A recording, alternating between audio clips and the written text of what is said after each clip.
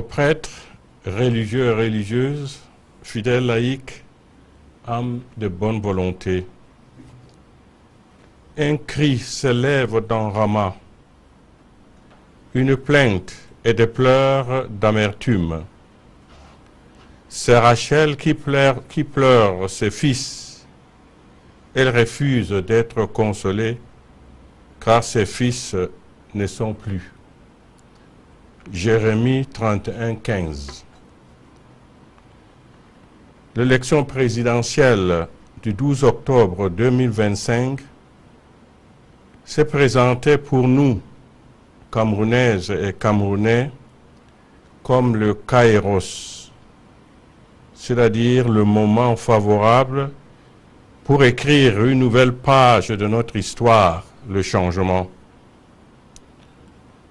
Nous avons, pour une large majorité, exprimé ce désir, cette volonté, cette aspiration profonde de notre cœur et de notre âme par le choix massif du candidat, du leader que nous avons estimé capable de rassasier cette grande faim et d'étancher cette immense soif du peuple camerounais.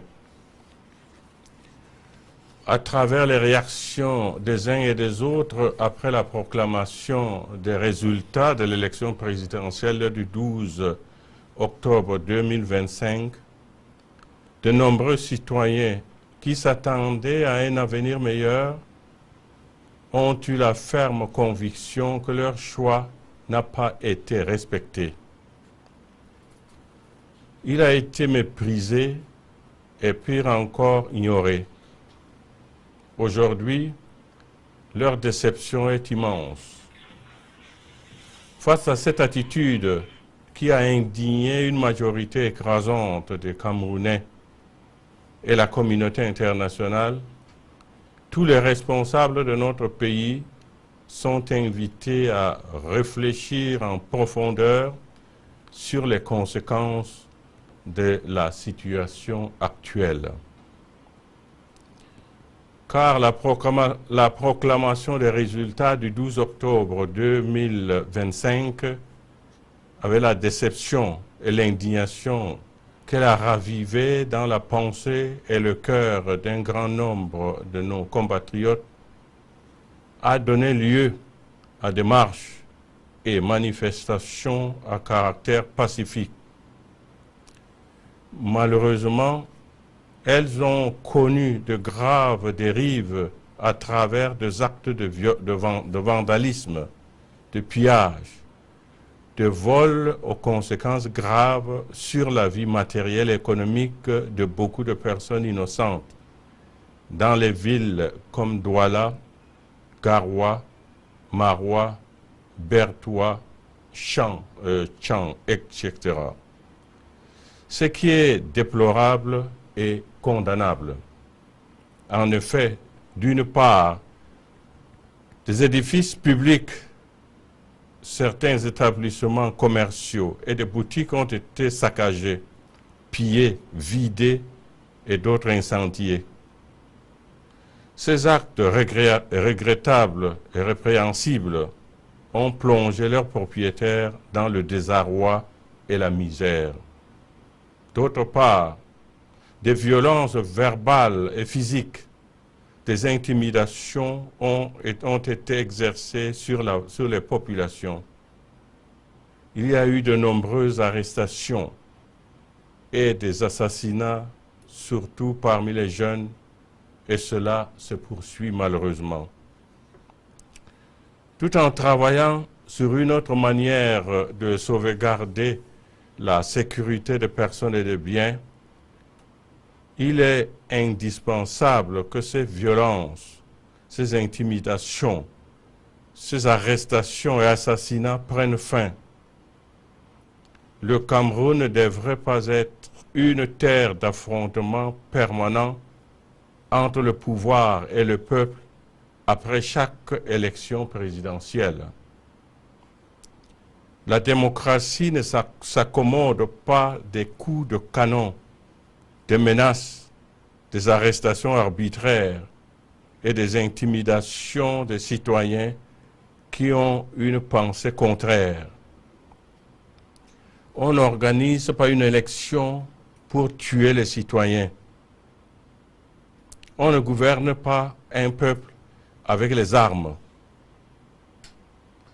Aucun gouvernement au monde ne peut gouverner sans peuple. Le gouvernement est au service du peuple. Et il a pour devoir de l'aimer et de répondre à ses aspirations légitimes et profondes, comme le recommande l'apôtre Pierre. Soyez les pasteurs du troupeau de Dieu qui se trouve chez vous. Veillez sur lui, non par contrainte, mais de plein gré selon Dieu. Non par cupidité, mais par dévouement. Non pas en commandant en maître à ceux qui vous sont confiés, mais en devenant les modèles du troupeau. Cet appel s'adresse à tout dirigeant. Il est temps que nous nous penchions sérieusement sur les origines profondes de ce malaise, de cette colère, de ce ras-le-bol qui pousse les Camerounais à avoir de tels agissements et de trouver des solutions appropriées.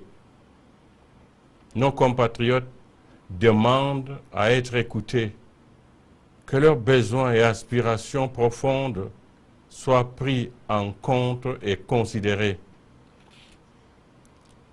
Le Cameroun profond crie sa souffrance, sa misère.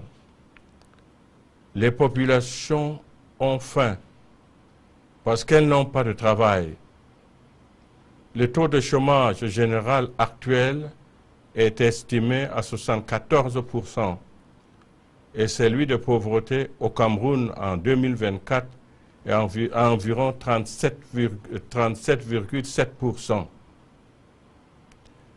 10,1 millions de Camerounais vivent avec moins de 1000 francs CFA par jour. Le Cameroun compte plus de 6 millions de citoyens sur les routes de l'exil ou de l'immigration clandestine, confère Centre d'études stratégiques d'Afrique. Notre pays est dépourvu d'un système économique fiable pourvoyeur d'emplois. Le déficit énergétique ou électricité ne permet pas le développement du tissu économique. Le peuple inquiet est de cette situation qui perdure. Sans aucun signe d'espoir à l'horizon, des citoyens ou de familles préfèrent s'en aller à l'étranger. Un peuple qui descend dans la rue pour crier son désespoir exprime une rupture et interpelle la conscience des dirigeants. Si des milliards de nos francs sont dépensés pour organiser les élections, on peut également en trouver pour le bien-être des populations. Nous ne saurions faire la sourde oreille, ni rester indifférents, insensibles aux signaux de détresse qu'elle nous envoie. Nous sommes parvenus au terme d'une élection présidentielle. Pouvons-nous oser espérer une amélioration réelle, significative et effective des conditions de vie des Camerounais par rapport à la situation actuelle? Cette situation qui est marquée par la malgouvernance, le chômage, l'émigration de jeunes, la sous-scolarisation, le manque d'emploi, le délabrement des routes, le déficit énergétique, les injustices, les inégalités sociales, la corruption, l'exploitation des richesses du pays par une minorité de Camerounais, un luxe insolent de certains pendant qu'une majorité croupit dans la misère, l'insécurité grandissante, la vie chère, le tribalisme, l'inégale répartition des richesses du pays, l'usage du bien commun à des fins égoïstes. Tout cela entraîne un climat social tendu et délétère. L'apaisement et la préservation de la paix et de la stabilité dans notre pays aujourd'hui passent par une prise de conscience collective de ces différentes crises qui minent notre pays et engendrent la souffrance et la misère des Camerounais et la ferme volonté d'y apporter des solutions appropriées. Que l'Esprit Saint éclaire nos dirigeants et le peuple camerounais et que la Vierge Marie, patronne du Cameroun, intercède pour nous. Donné le 1er novembre 2025 en la solennité de la Toussaint. Je vous salue Marie, de grâce, le Seigneur est avec vous. Vous êtes bénie entre toutes les femmes, et Jésus, le fruit de vos entrailles, est béni. Sainte Marie, Mère de Dieu, priez pour nous pauvres pécheurs, maintenant et à l'heure de notre mort. Amen. Au nom du Père, et du Fils, et du Saint-Esprit. Amen.